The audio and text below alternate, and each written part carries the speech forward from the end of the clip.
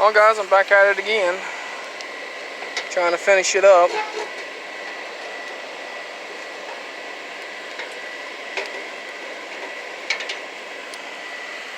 And I'll get back to you when I've done some forging.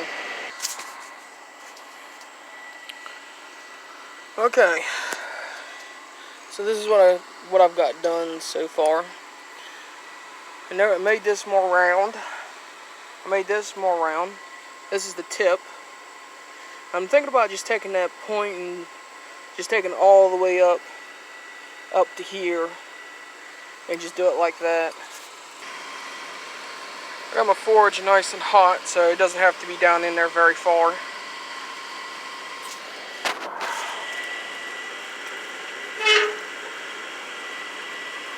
So the tip of it's already getting hot.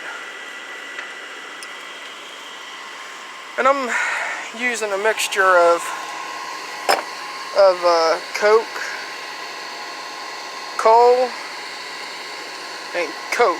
Run them together.